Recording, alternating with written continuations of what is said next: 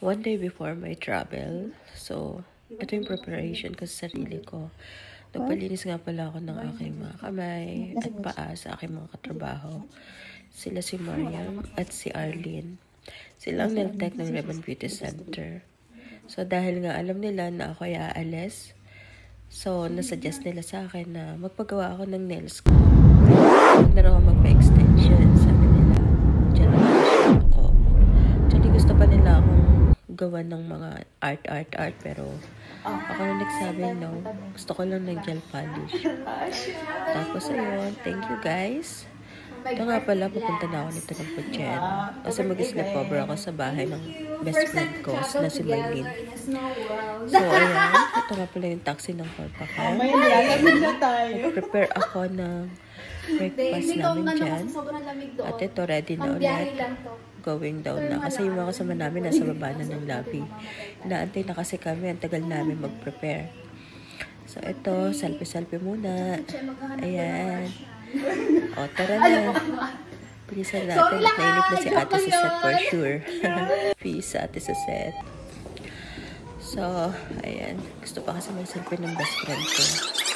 Ayan. Eto na. Tara na. Sabi ko, tara na. Nainip na mga kasama natin sa baba. Ayan, selfie ulit sa elevator. Ayan, kami sa lobby. Ayan ang mga kasama natin. Mga stop ng si Girly. Sa World Marine. Kasama dyan si Pat, si Ebs, si Lani, ang accountant. At si Ate Pat naman, asawa nga pala ni Kuya Jojo. At si Ate Suzette, BFF din namin, na ninang ko yan. Stay tuned guys, kasi ang dami naming adventure ng oras na yan. Sakay yung na. Disappointment, kasi ano ko to, masaya sa biyahe, tapos pagdating mo sa pupuntahan mo, bigla ka madi-disappoint. So, first time nangyari to sa akin. So, alis na kami guys. Ayan.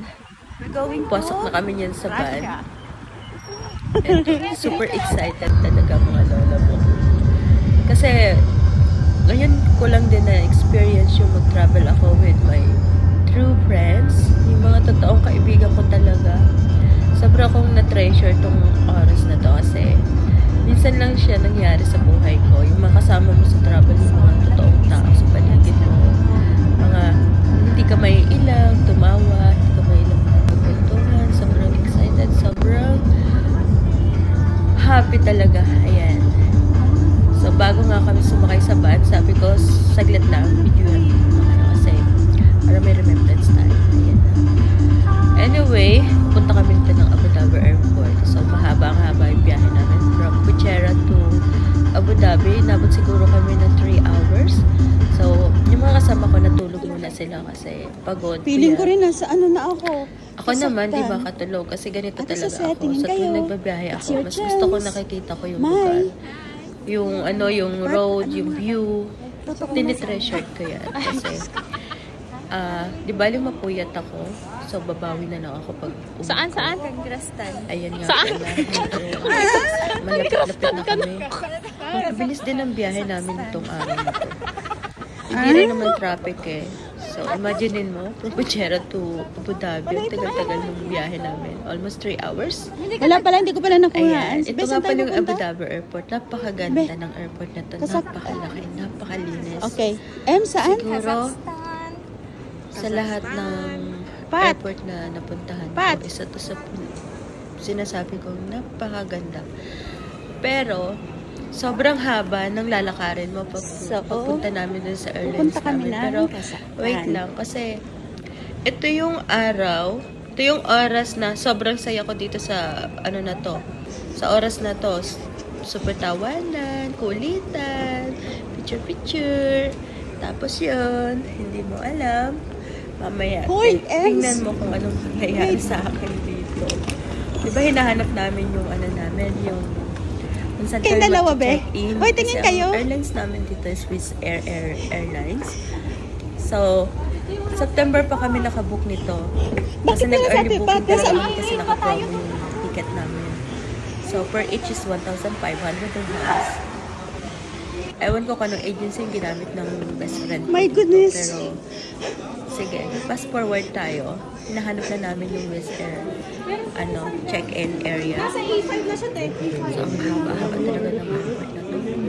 Actually, nakakapagod siya. Parang gusto mong gumamit ng dito ng Hi, trolley. girls!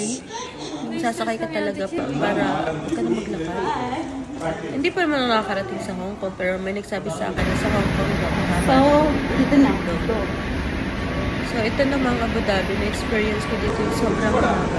As in, talagang parang grabe mo nakarat. Tapos, malapit na kami departure. So, sabi ko sa best friend ko, saglit, nasaan na ba sila? Tingnan mo, hiwa-hiwalay na kami dyan. At ito pa yung pinakamasama sa experience ko dito sa travel na to. Yung excited kang mag-check-in, pero yung mga hidden agenda, services ang Wizz Air. Sorry Wizz Air. So, hindi mo kami kinonfirm within 24 hours. Saka mo lang sinabi nung nasa airport na kami na kailangan mo mag-check-in through online pa rin. Kasi wala kaming seat. So, buti na lang yung 5 kong kasamahan, nakapag-check-in na. Meron na silang seat. So, ako yung naiwan at si Ate Pan. So, bali 2 kami. Thanks God nagawa ng paraan. Best friend ko yun. So, nagpila talaga kami. Parang ang labas ko is chance passenger ako. So, sila nagpay pa sila ng 199 dirhams for each. And then, about me, thanks God kasi mabait yung nasa airlines book. So, hindi na kami singin-lingin natin at ito na pala. So, natuloy din sa madaling salita. Ayan na. Kasi nga, super late na kami. Kami na yung tinatawag dun sa sa huling passenger. Kasi at tagal talaga namin pumila. So, ito na. Bye-bye, UAE. Eto, bali may part 2 pa to kasi sobrang haba ng pagkaka-edit ko. Please be careful when opening the overhead Ito yung compartment and taas. keep items upon Sobrang down laki and ko nito panahon na to. And Kasi remember to check seat pockets and front if you don't ko, forget any personal belongings. number 8 yung We'd chair like to ko. remind you that Tapos, smoking is on the and airlock. pa ako, imagine, malapit sa bintana. Nasa unahan My name. ako, guys. Uy, I'm Sabi Cherry. kasama ako, nasa dulo sila. As in, nagre-reklamo na nga sila. Eh, alam niyo ba kung anong oras pa lang nito? I'm here. Pero Uy. gabing-gabi na. Bale, pa I'm lang to Cherry. 4 o'clock in the afternoon. Pero tingnan mo, napaka-dark ng lugar na to. Sobrang madilim na agad, nakaka-boring. Buti na lang, mamamasya lang kami sa ganitong lugar. Siguro kung dito ka naka-stay, parang ma-homesick ako dito. Kasi nasanay ako sa maliwanag na lugar, di ba? Tapos bigla ka mag-i-stay sa madilim na lugar. So, maulan pa. Eto na. Guys, tingnan nyo. Ayan yun. So, nakaabang na yung tour guide namin dito. Nag-arrival na kami. Hindi na kami nakakuha ng video dun sa thank you.